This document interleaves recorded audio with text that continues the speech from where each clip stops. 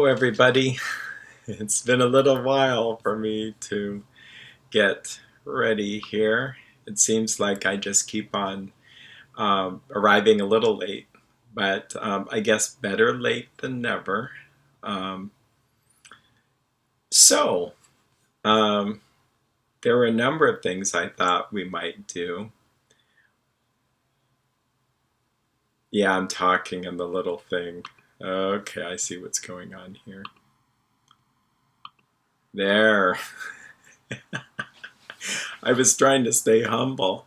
But that's for something else. And I haven't figured out how to do that. Boy, what a intro. That's funny. I'm technically challenged. Well, I for someone who's technically challenged, I'm certainly around technology a lot, and people ask me for help. So, what's interesting to me, I think I'll start off with some Christmas carols. Um,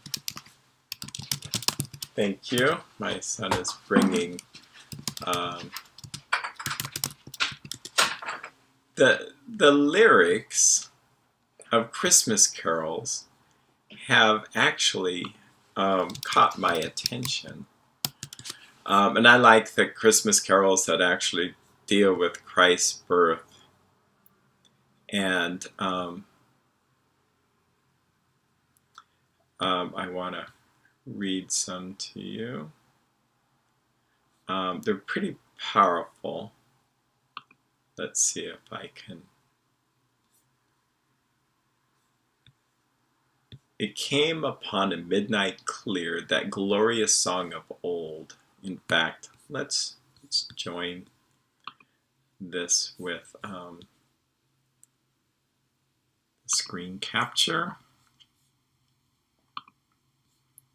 It came upon a midnight clear, that glorious song of old, from angels bending near the earth to touch their harps of gold. Peace on earth, goodwill toward men. I said toward men. From heaven's all gracious King, the world in solemn stillness lay to hear the angels sing. Still through the cloven skies they come, with peaceful wings unfurled, and still their heavenly music floats o'er all the weary world. Above its sad and lowly plains they bend on hovering wing, and ever o'er its babel sounds the blessed angels sing. Yet with the woes of sin and strife the world has suffered long. Beneath the angel strain have rolled 2,000 years of wrong. And man at war with man hears not the love song which they bring. Oh, hush the noise, ye men of strife, and hear the angels sing. And ye beneath life's crushing load, whose forms are bending low, who toil along the climbing way with painful steps and slow. Look now, for glad and golden hours come swiftly on the wing. O rest beside the weary road, and hear the angels sing. For lo, the days are hastening on, by prophets, bards foretold, when with the ever-circling years comes round the age of gold, when peace shall over all the earth its ancient splendors fling, and the whole world gives back the song which now the angels sing. Yeah, powerful. Yeah, no, I heard someone singing that, and I thought, I've got to check that out. I've got to check that out. That's something here. There's so much you can say about it. One is, do we relate with some of the things that it says above its sad and lonely plains, or its Babel sounds? I think of the Tower of Babel, which was created because man was so unified that he was going to build this temple to God. And God gave them different languages so they couldn't sing. And so that relates to the babbling we do, trying to understand each other. The woes of sin and strife, man at war with man hears not. Oh, hush the noise, ye men of strife, and hear the angels sing. So there's this idea that we're listening to the joyous message, not the bad message. So yeah, no, I took comfort in this, and I look forward to looking for a version on YouTube that would be a nice, wonderful song to listen to. And as I was preparing for this, I also realized, these Christmas carols have lasted a while through many, many difficulties. People with war, people with, horrible situations that they've had to endure, and yet these songs bring some kind of help. Another one, which I've known about for a while, is I heard the bells on Christmas Day. And I did not, well, I like the song, and I like, there's different versions of it.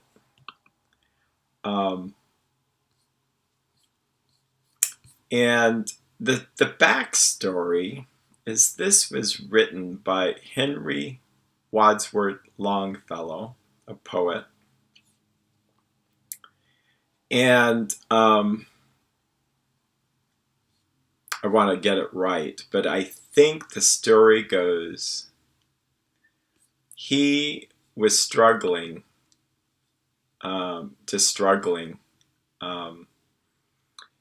What happens is, it was the Civil War.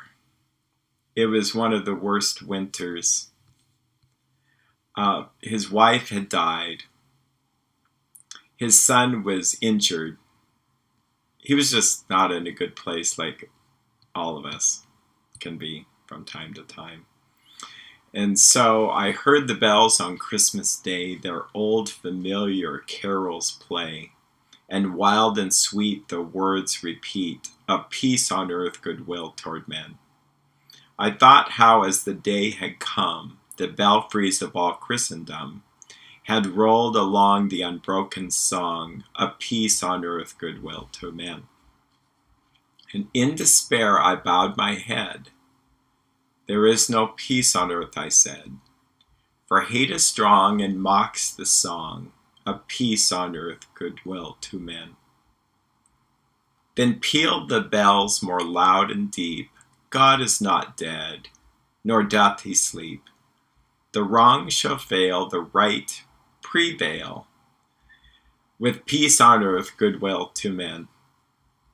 Till ringing, singing on its way, the world revolved from night to day.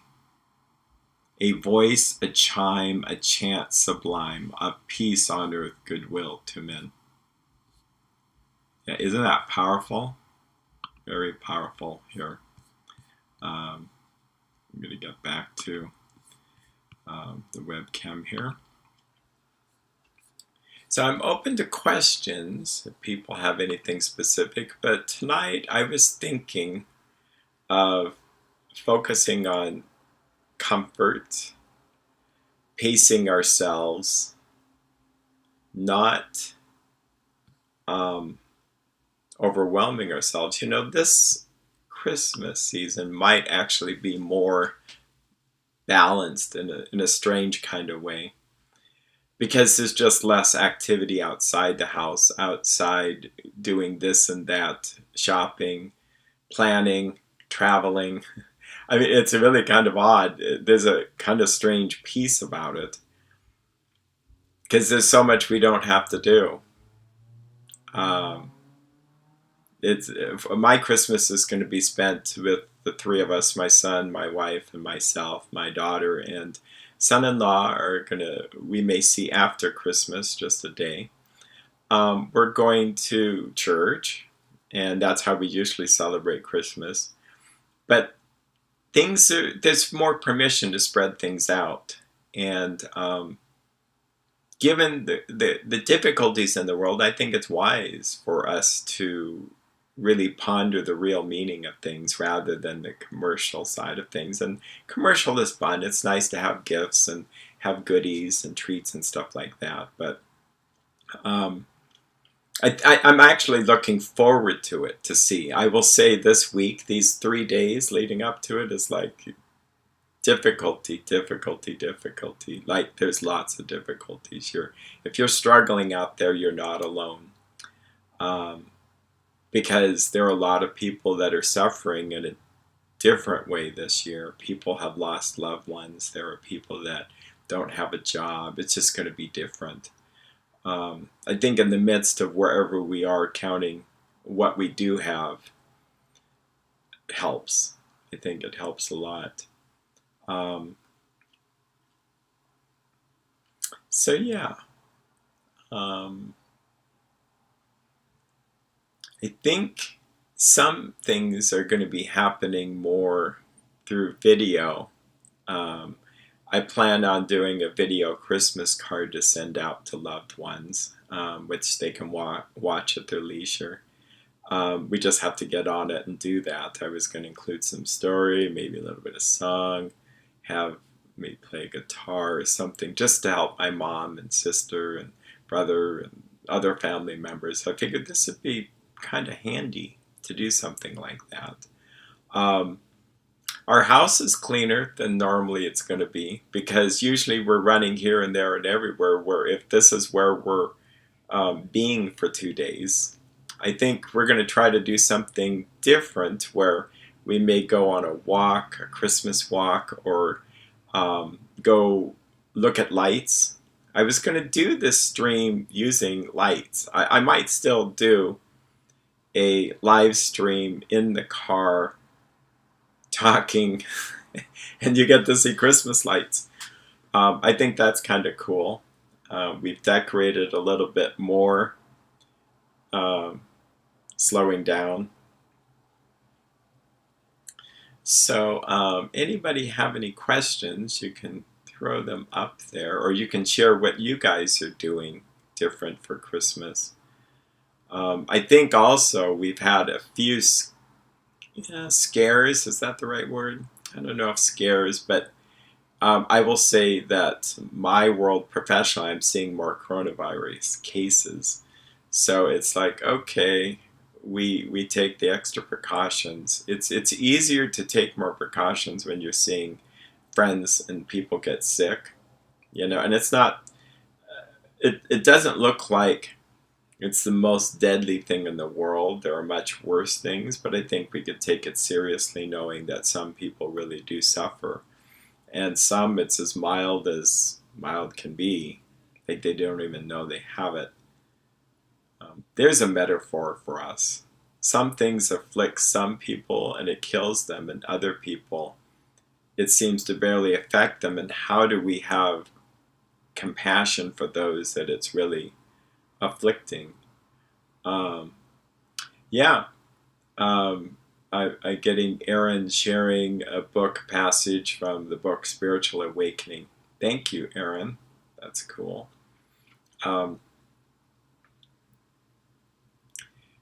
There's so much to say about Christmas. Christ himself came to this world. It's like light coming into darkness.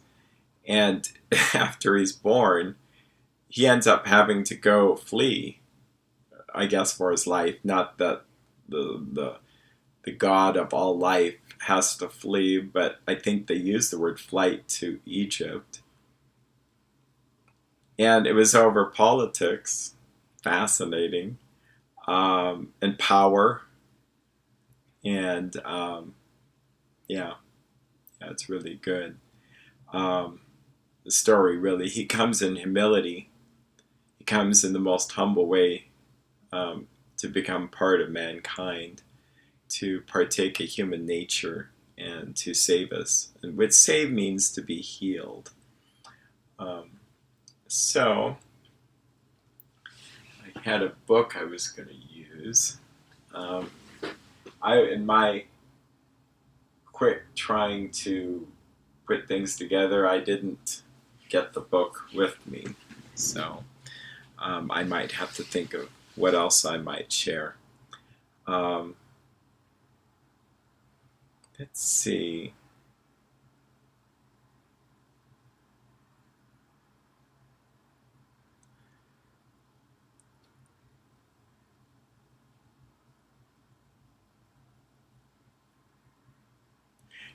Well, having this silence here makes me think of Silent Night. A lot of times I just, like a couple of times during the Christmas season, one time I gave out tea bags to people. I might have gotten this from a friend who sent out tea bags and the Christmas cards. And at the time, Tazo made Awake, Calm, and something else. It was funny, those friends I felt like needed Awake, I gave them the Awake one. Those that I thought needed calming down, I gave the Calm. But I thought, if I could give a little gift, what would it be? To just take time for oneself. To take time and to slow down. And during this busy season, here's your tea bag. Now, in theory, we could do this together. We could have tea together. Let's see. Criven shares, been very blessed here, spared the worst of the COVID and related issues. I do know people have lost loved ones in recent memory. My heart goes out to them during this time. Most non-COVID deaths. Yeah. I've had that happen. I would say in the last month, my uncle passed away. My childhood friend's son passed away. I've known my childhood friend over 50 years. His son at 30 passed away. And then one of my renters passed away. I'm going to look up something here. I heard a statistic, and this is negative, so brace yourself, but death spike, 25 to 40 years old. We'll get to a positive here, but I think it was the Washington Street Journal shared that, well, I'm pretty sure it's accurate. It's not coming up. Let's see. Washington Street Journal.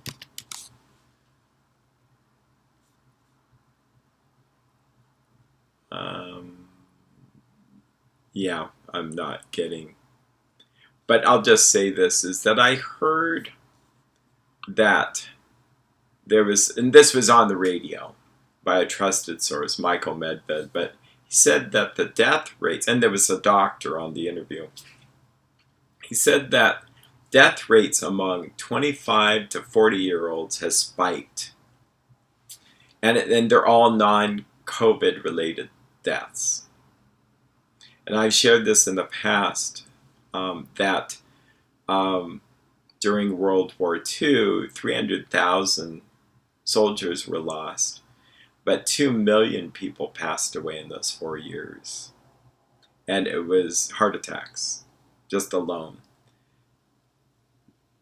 In fact, we have 900,000 deaths a year on average for heart disease. So maybe heart disease got better since the 1940s, but 1 million, that's a lot.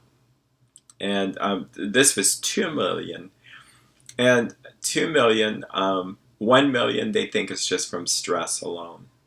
So that's why if we can calm ourselves down, take time to slow down, to put in our minds good things, not scary things.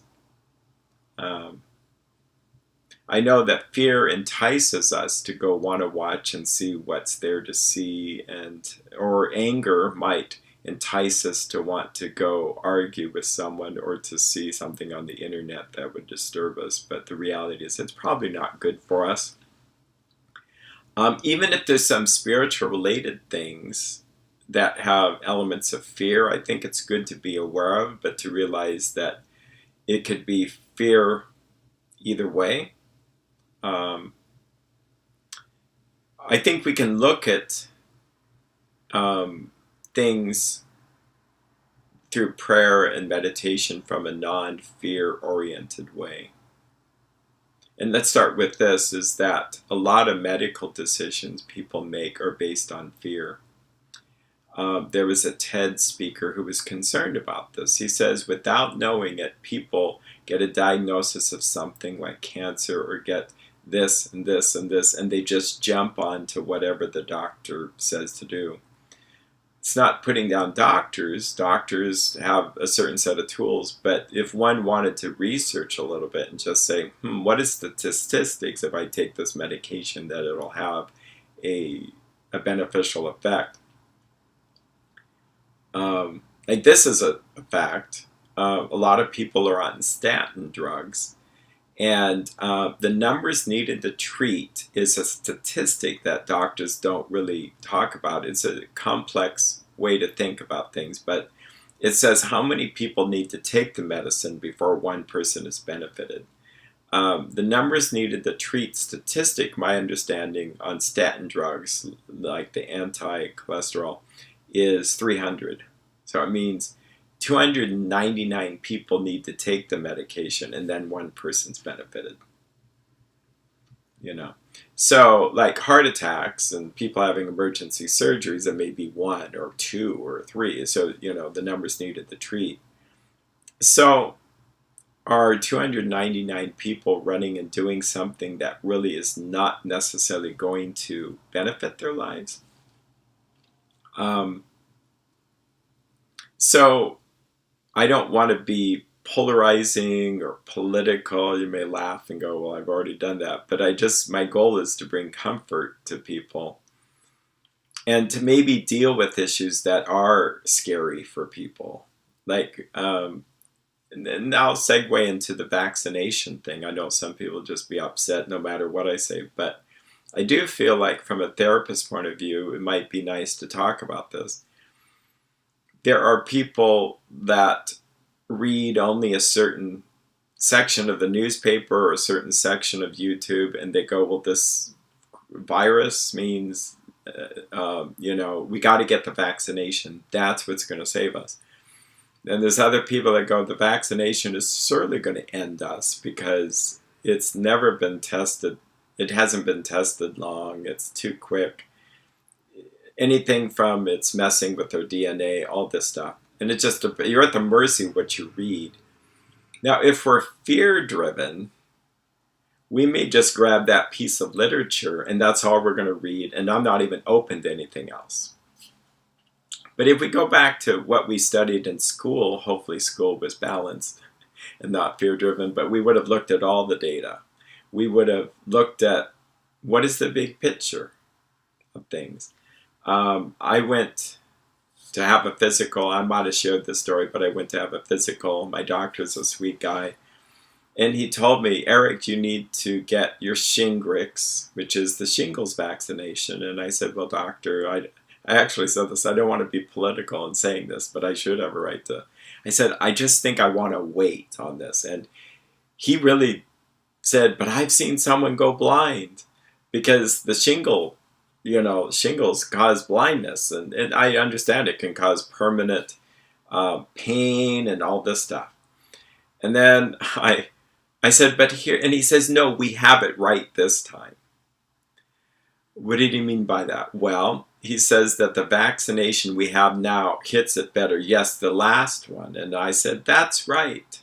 The last one said, I think it gave people the shingles 38% of the time, and it was only 18% effective. Okay.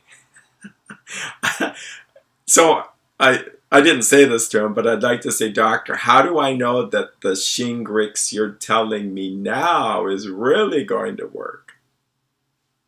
I would rather wait and see. And it's only been out at the time, this was maybe a year or two ago, that it had only been out 18 months. I went to a pharmacist who I typically like pharmacists. They're really know a lot usually. They're very helpful. They know what the drugs are. Actually, that's what they do. They study that. So I asked them. But I had a bad experience with one guy. I just asked about the Shingrix, and I will say he was from another culture, and he says, no, it can do nothing bad. I said, well, no, there has to be some statistics showing some side effects. And he says, no, no. And this inflamed me, I will admit. I was a little bit like, no, there's no way. I said, you mean you're going to have me sign a piece of paper that talks about all the risks? I said, of course you are. Because I've taken a few pharmacy courses, well, one at least. Everything has a side effect. And what's interesting is that he then got upset and left. I said, no, that would make me more distrusting if we can't talk about the dangers of it. And so I say this as something, if you want to be less fear-based, because the brain gets fearful, it can't think clearly. It goes very binary, all or nothing. And that's where I want to try to make health decisions based on the knowledge I have and through spiritual guidance. And what it means is being courageous enough to look at both sides. If I'm bent towards anti-vaxxing, I might want to stretch myself to look at what are the pros of vaccination, and vice versa. And I'll let you guys do your own homework, but there are concerns out there from prominent people that say, I think this is just too fast. Anyway, that's probably enough of that topic. But I think it's good for us to do that with anything. Do what you feel helps you feel comfortable.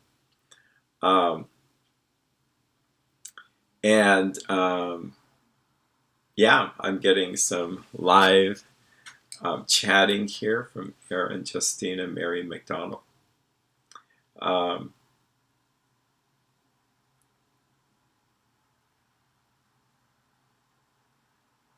Yeah, Kervin brings up, that we'll see what it does.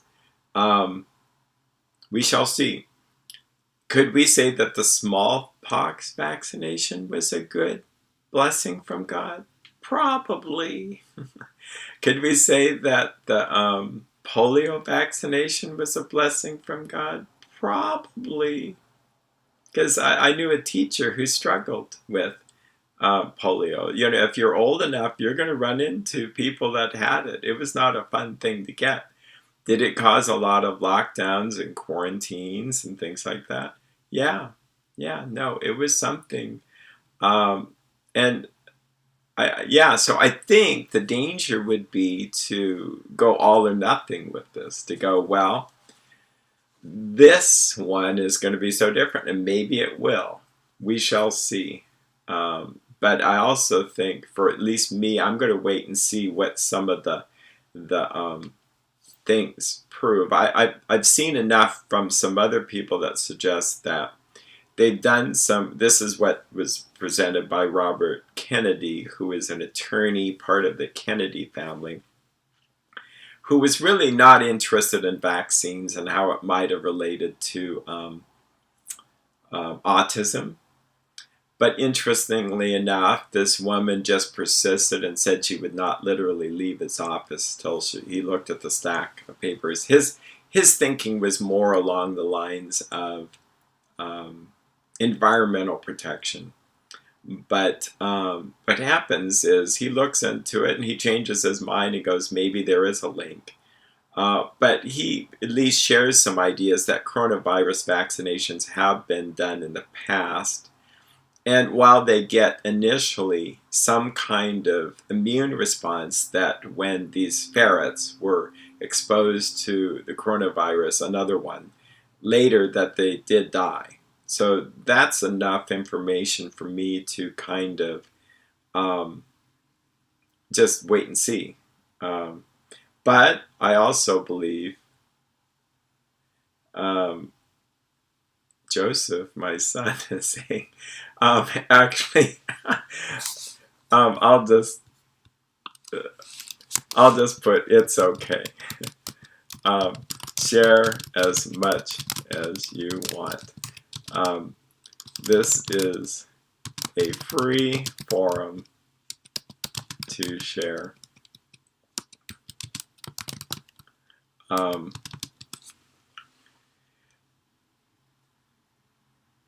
yeah, so maybe I've gotten off.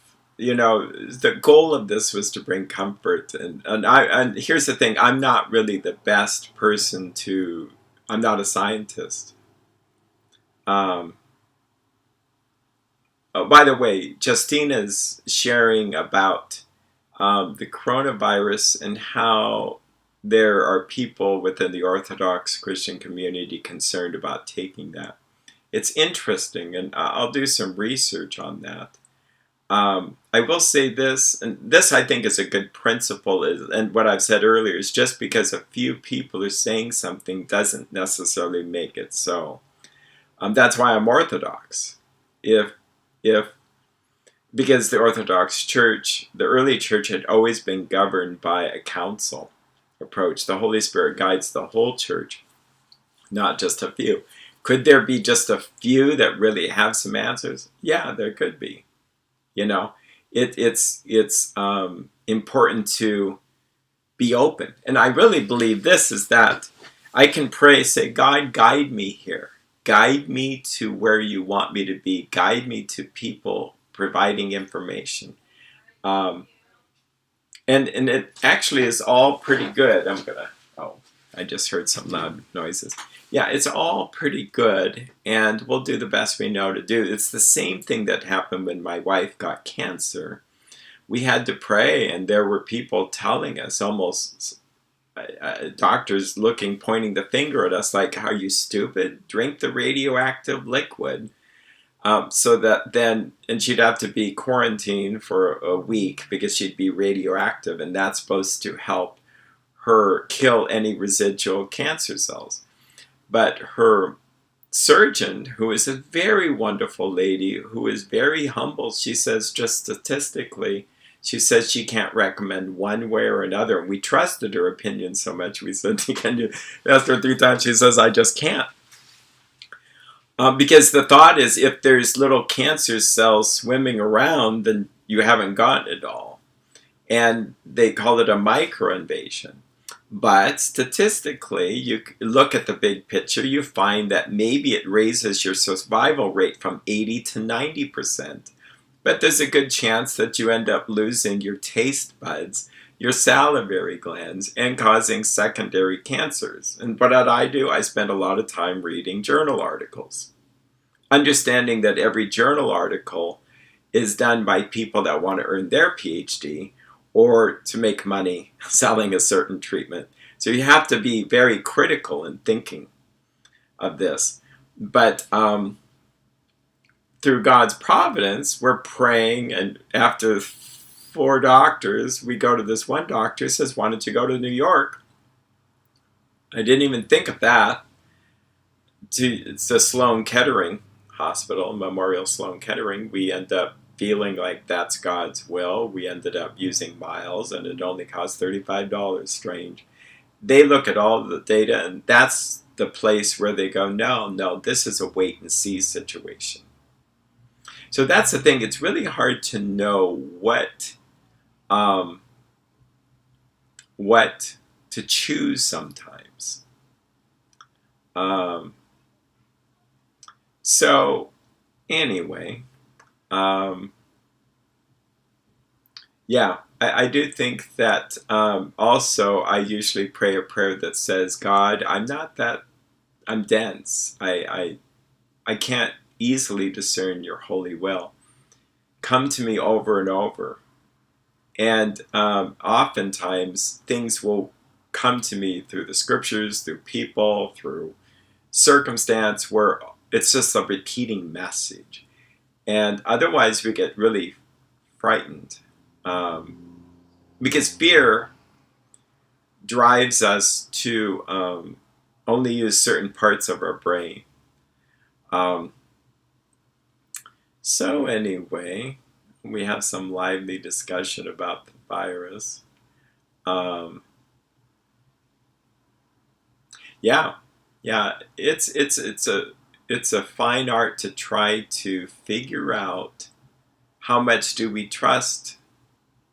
Um, well, um, my world is the mental health world, and I saw more and more concerns with certain medications, and I'm not trying to say people shouldn't be on medication, but I would see things and I wondered about statistically, if you look at the big picture, does it really work? And so seeing big picture helps a lot. Um, and so people will send me an article about how something, tomato juice, saved this person from this, but that's not a big enough study. You can't really say that this is going to fix everything. You have to think big picture. And there are correlations that we can draw between things, but we can't go so far as to say causation until we um, get, it takes a long time before we do this. So back to what we are doing for Christmas. Last night it snowed. That was kind of fun. Other parts of the country it's probably snowing already, but for us in the Pacific Northwest it was really interesting to just see a blanket of snow. Um, we went home, we snuggled at home in our safe house. I thought of people that don't have that. And I know some people that weren't, they don't have heat. I think there's a balance between how do we help those less fortunate right now, still counter blessings. I think it's staying flexible rather than stuck. If I'm stuck totally in giving to people, and I've been there sometimes, then I don't have enough time to for myself. But if I'm just stuck in myself in my own world and trying to get the last ham, like in some movies, or the last roll of toilet paper, that's not Christmas. Um, so having that time to reflect. I think that's the thing, Jack. Jack says everybody has a different stance with the vaccine, and that's okay just as long as we don't judge others. I believe that. I was talking with someone this morning that it's just hard when people are polarized. But I think if there's anything, and I was using the metaphor of the mom and dad, each, I guess, loving their child, but they hate each other with a vengeance. They operate in fear with each other. They have attorneys promoting the fear, and so they fight in court. They put the son in therapy, and I say, no, I can't even begin to work. You'd have to drop your weapons totally for this kid to get better. They just don't get it. It's like, it's like a doll that you stick a needle in every time you're saying something bad. What's behind all that? And so I've used the metaphor is people on one political spectrum or the other side, or the people that are mask wearing or non-mask wearing, or people that believe in the vaccination or don't believe in it, or and it's just limbic system. And so, and I think that's where Justina shares, I'm not judging, I'm warning against real danger. I think there are dangers everywhere. And I think putting it out there is good. Like, again, I'm kind of hard-nosed about this, but I'd say in the last couple of weeks it dawned on me that I would go, well, the governors, the leaders of our country, etc., could have been doing something different. When you shut down and you see now a whole bunch of problems as a result of the shutdown. I'm not saying shutdown should never have happened, but it was a very all or nothing fear-based decision. And I'm going to go here to, someone's calling me.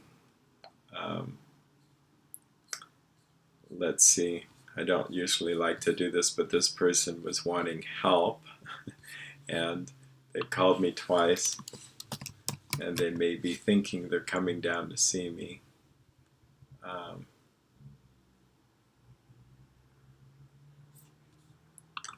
Well, I don't know what to do. Let me do this.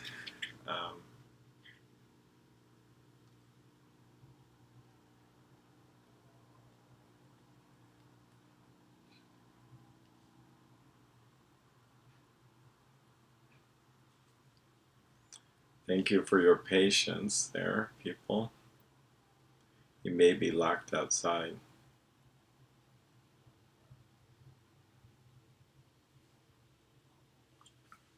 Patrick, this is Erik, period. I am in the middle of a live stream, period. It's 7 p.m., period. I won't be done for another 20 minutes, period. If you're here, just wait it out. If not, I'll call you in 20 minutes, period. Sorry about that. How strange this is to be. But I was getting a number of calls. So, and I just try to balance things out so that I'm able to help the people. We were talking about that. But if we can stay calm and peaceful, then we're open to information, and we can give information to people. Share things. And have I been perfect? No, I've been fear-mongering on both sides, anything from this or that. And but I realize that's not helpful to people overall. Like fear-based medicine, I just wouldn't be interested in. And I think it's a habit we've gotten into. Doctors do it. I think some of them know they're doing that and they're making money. Others, I think, just are part of a system that people are doing something and that's what they've always done. But now I do think God's really calling me to try to have less fear-based living. And we so just want the problem to go away, make it go away, make it go away. And then we have to live it like prostate cancer. It's fascinating. One may make the tumor go away, but the tumor may never have killed them, and now they lose a lot of other function for the next 20 years. And there are statistics that suggest over 100,000 men had their prostates removed, and they really didn't need to. They did this with thyroid cancer, the same kind of thing. Where they gave people way too much radiation and they go, whoops, that's too much. And so they don't give nearly as much. See, that's where I think humility is key, because humility says, well, this is the best we know to do right now. This is the best we know to do, and it may be off. Maybe in 5 years we'll do something different. But that's where, when we're so emphatic on things, I think that's the trouble, is that... and boundaries, where if people feel like their boundaries are being encroached. We talked about boundaries a couple of sessions ago, and I think it's really important. I will say this week's topic, a lot of it has been is family gatherings, and it seems like hardly anybody has had a family gathering where it hasn't affected their ability to get together, because there's just different views on personal COVID safety and wearing a mask or quarantining. And overall, I think it's been actually turned out pretty well. Actually, most all the clients go, well, I just have, and friends have to just go, I'm just trying to honor my parents or my brother-in-law or this, just by, just this is how they want us to see them, with 2 weeks of not leaving the house and not doing anything. If we want to see them, that's what we have to do. So then the other family members don't get to see them. And that's okay. Those people go, I understand. And I think that's where understanding helps. Because I think that, um,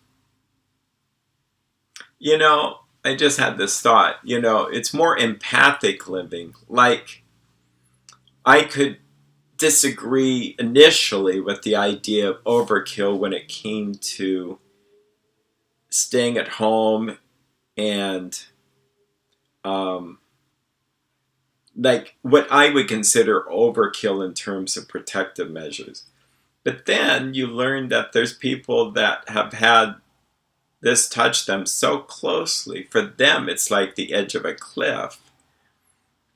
Their dad, and I'm making some of this up so as not to divulge personal things, but like, people's parents lost 40 pounds in 2 weeks, or they almost lost their life. After you've had that happen to you, your brain kind of gets tweaked, and it's like, it's not worth it to me. I just can't see you as much as I love you. I just can't chance it because I don't want to lose my wife. My pastor says something that's interesting. He says, this all boils down to that people fear death. Well, initially it seems too simple, but I think there is this sense that that's where if one doesn't fear death for themselves or the death of their loved ones, I'm not talking we should be careless, but if we really believe that our own mortality is in God's hands, and that all we have to do is ask Him for guidance, then we won't be trying to save our own lives so much by putting our own lives in our own hands. See, that's where the suicide is, I'm taking my life in my own hands. And I think the challenge there is that I call that spiritual suicide, that I don't want to put my life in my hands. I want to put my life in God's hands. And so I believe God will guide me. God will guide me.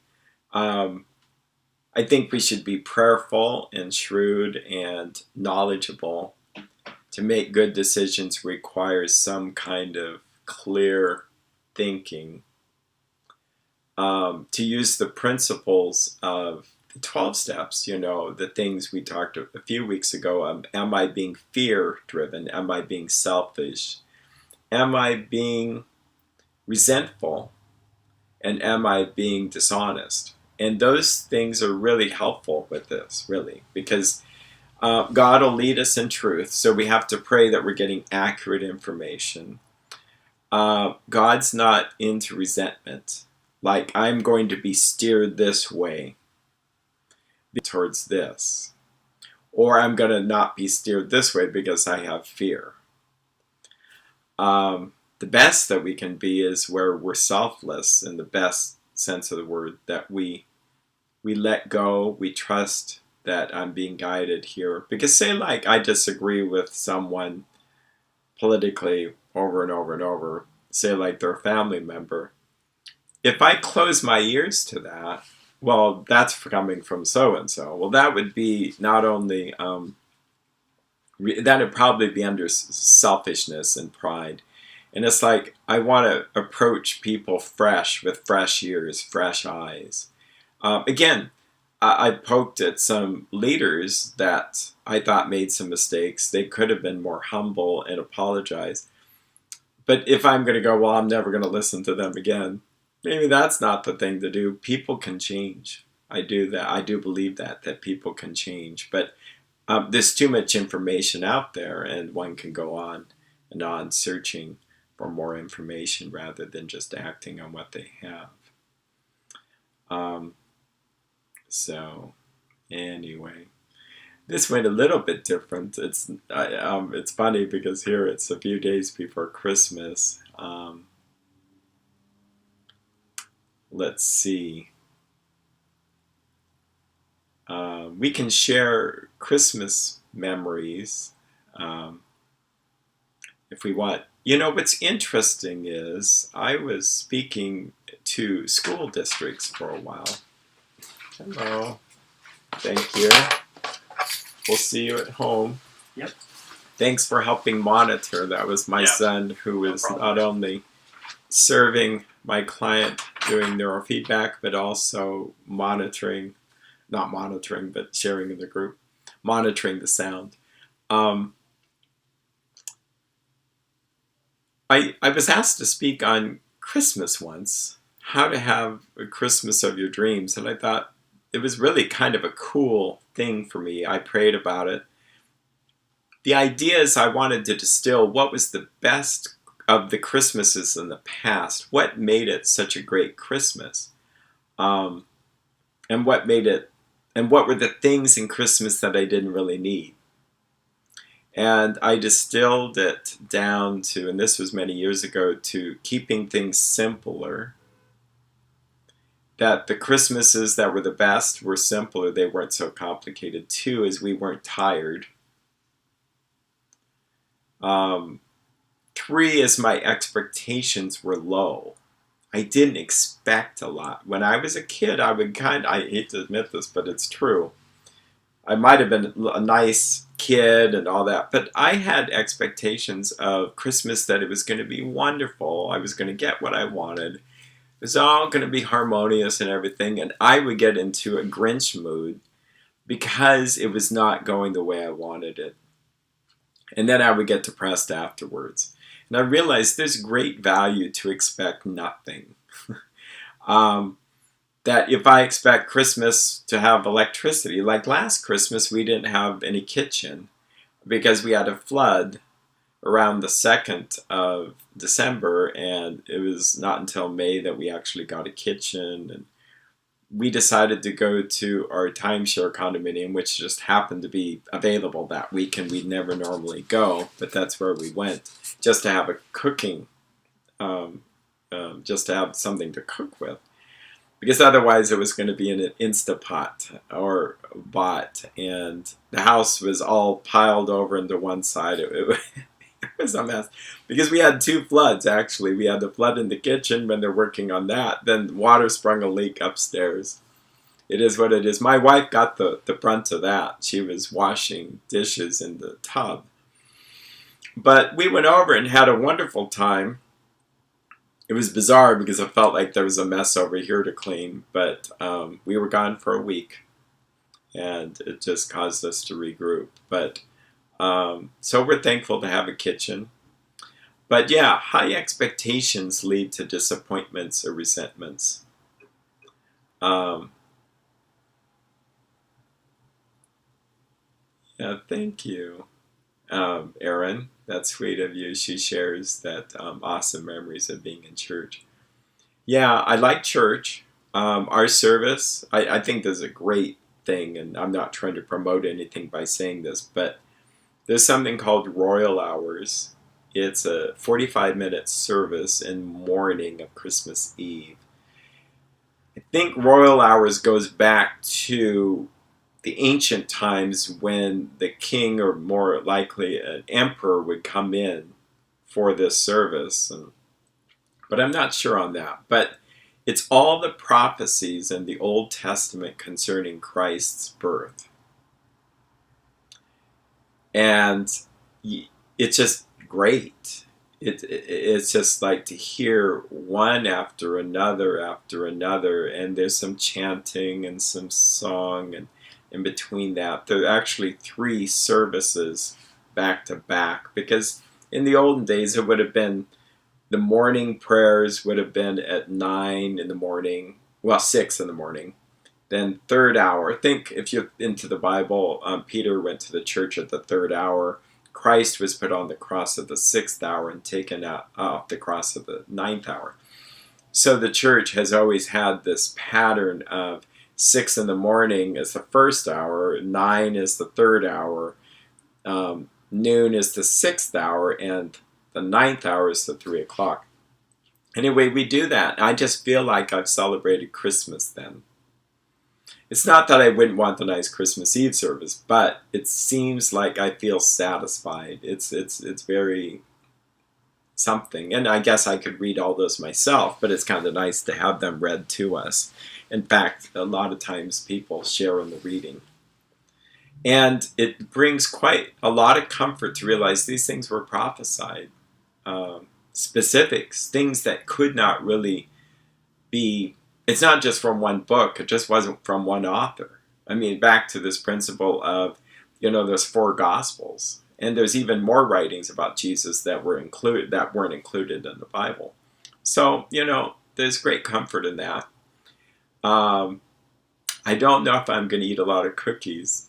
I've kind of sworn off sugar, and it's not because I just don't feel well when I have it.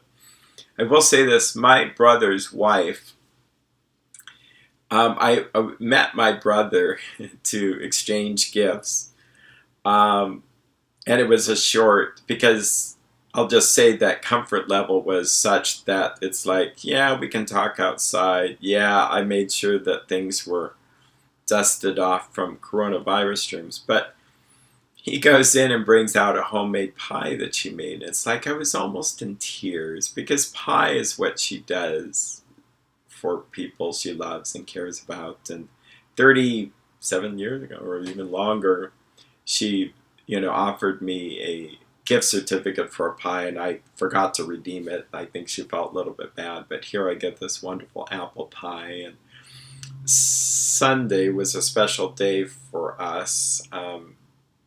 I won't go into the details of it, but it's a special day. And so I thought, okay, we're going to have some of the pie then, and then I'm going to save some of the pie for Christmas Eve. So that'll be a nice, comfort, fun thing to do.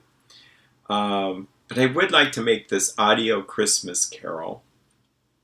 I would like to try my hand at going on a drive and see what I can do to bring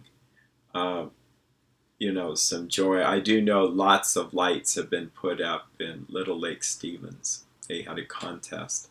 And I think just simple things that will bring comfort will be good.